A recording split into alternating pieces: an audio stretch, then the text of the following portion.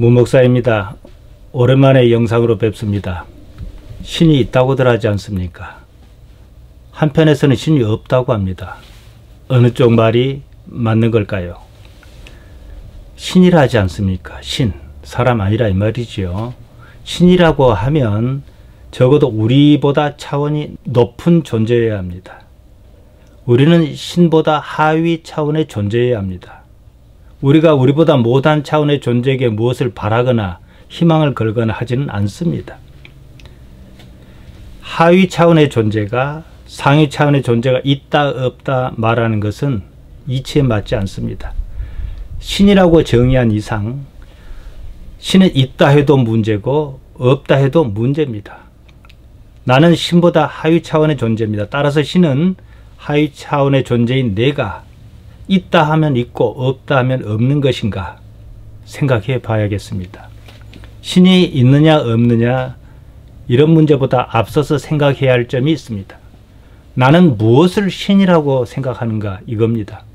내가 이 세상에서는 이해할 수 없는 문제가 참 많습니다.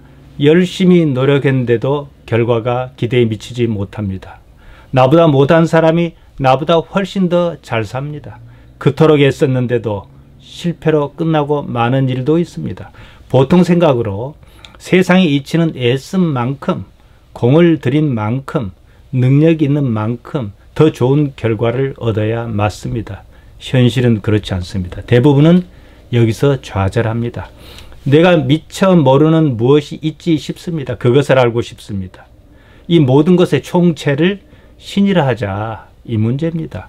신은 있다 없다 그런 문제가 아닙니다. 있어도 없고 없어도 있습니다. 동양 사상에서는 신을 대체하는 개념이 여럿 있습니다. 노장 사상에서는 자연이 신입니다. 무의자연이라 하지 않습니까? 인위적인 힘을 가하지 않은 자연 그대로, 왜곡이 없는 자연의 섭리를 믿자 이것입니다. 천도교는 인내천을 말합니다. 사람이 곧 하늘이다. 사람이 신이다 이 말입니다. 흔히들 민심은 천심이다 이러지 않습니까? 같은 의미입니다. 무신론자라고 말하는 사람이 있습니다. 신이 없다고 믿는다 그 말입니다. 의미가 없습니다. 신이 없다는 그것, 무신이 신을 대신하기 때문입니다. 스티븐 호킹 같은 사람이 대표적입니다. 물리법칙을 연구하다 보니 우주 어디에도 신이 없더라 그럽니다. 앞서서도 말씀드렸습니다만 신이 내가 있다 없다 말할 수 있는 존재라면 그 신은 있어도 의미가 없습니다. 고대 이집트나 일본 같은 데서 왕을 신으로 초항하지 않았습니까? 그것과 다르지 않습니다. 신은 반드시 나의 이해를 넘어서는 존재여야 합니다.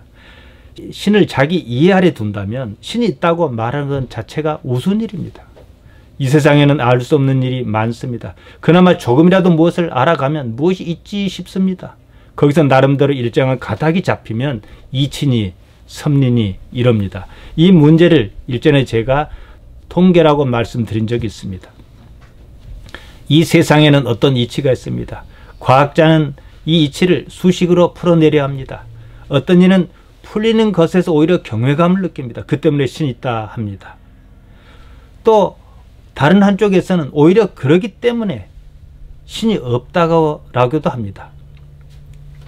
신이 있다는 쪽은 신이 이렇게 만들어 두셨으니 참으로 오묘하다 그럽니다. 없다는 쪽은 이렇게 계산으로 풀리는데 신이 왜 필요하지? 이럽니다. 그런 만물의 이치를 기계적으로 봅니다. 다는 알 수 없지만 무엇인가 있는 그것을 일단 X라고 합시다. 자연이든 역사든 시간이든 민심이든 섭리든 퉁쳐서 모두 미지수 X값에 배당합니다.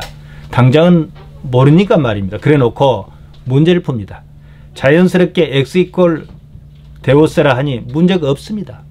이처럼 신문제는 방정식과 같습니다. 일단 신이라 하면 미지수 X라고 하면 X 이퀄 데오스, X는 무신, X는 섭리 이런 식입니다. 따라서 신은 있다 없다 논쟁하기 전에 일단 있다 하고 X에 무엇을 배정하는 편이 훨씬 유리합니다. 그 다음 그 신이 어떤 신이냐는 문제로 푸는 편이 낫습니다. X 이퀄 데오스라 하면 신을 어떻게 현실적인 존재로 개념화할 것이냐 이 문제만 남습니다. 자칭 보수라고 하는 전 아무개 목사가 있지 않습니까? 공중집회에서 하나님 까불면 나한테 죽어 이런 말을 했습니다. 자기가 하나님과 각별하다, 각별히 친하다, 하나님과 깊이 통한다, 이런 의미에서 말한 것일 겁니다. 자신의 영성이 탁월하여 하나님과 그 정도로 막역한 사이다, 이런 뜻에서 그렇게 말하지 않았나 싶습니다. 영성이 어쩌고 한때 인기를 끌었던 김아무개 목사가 있습니다. 지금은 은퇴해서 의정부에서 무슨 기독교 수도원인가 한다고 합니다. 그 역시도 조금 전 제가 말씀드린 대로 전 목사의 말을 그렇게 이해하여야 한다며 옹호했습니다. 굳이 따진다면 틀린 말은 아닙니다. 문제는 하나님 까불면 나한테 죽어라는 말이 통할 것이라고 생각했다는 점입니다. 하나님을 자기 이해 안에 두었습니다. 하나님께서 자기와 같은 차원, 같은 수준의 존재다, 이 말입니다. 대부분의 하나님에 대한 이해가 이런 식입니다. 하나님을 내세워 자기 주장, 자기 이익을 지키고 싶은 것입니다. 거듭 말씀드리지만 신은 최소한 우리보다 한 차원 이상의 존재여야 합니다. 하위 차원의 존재가 상위 차원의 존재가 어떻고 말한다는 것은 그 자체가 맞지 않습니다. 하나님 까불면 나한테 죽어라는 생각을 하는 순간 그의 신은 본질적으로 자기와 같은 존재입니다. 신을 어떻게 명확히 할 것이냐, 이것이 바로 예수님의 포지션, 실존적 위치입니다. 성경에서 예수님께서 직접 하신 말씀은 의외로 적습니다. 그럼에도 불구하고 어느 누구보다도 하나님에 대하여 구체적이며 분명한 입장을 나타내 보이셨습니다. 태양은 백색광입니다. 한 줄기 빛에 프리즘을 갖다 대면 7가지 빛깔이 나오지 않습니까? 신은 백색광과 같습니다. 예수님은 프리즘입니다. 훨씬 쉽습니다. 바울은 예수님께로부터 어떤 논리, 로고스를 깨달았습니다. 이렇게 말했습니다. 고린도전서 1장 18절입니다. 십자가의 도가 멸망하는 자에게는 미련한 것이요 구원을 얻는 우리에게는 하나님의 능력이라. 여기에서 도라 번역한 말 로고스입니다. 고대 헬라어에서 로고스는 논리를 말합니다. 논리란 생각이나 추론이 지녀야 하는 원리입니다. 반드시 앞뒤가 맞아 떨어져야 하는 것입니다. 십자가의 도라고 번역한 말 호로고스 가르 호투 스타우로스입니다. 종속 접속사 가르가 로고스와 십자가를 연결합니다. 말씀이 바로 그 십자가다, 이겁니다. 십자가, 로고스와 십자가는 동격입니다. 하나님의 로고스가, 이치가, 섭리가 십자가로서 나타난다. 십자가가 하나님의 논리를, 로고스를 증명한다. 사도 바울은 지금 이 말을 하는 겁니다. 하나님께서는 우리 각자의 십자가를 통하여 당신 자신을 드러내신다는 의미입니다.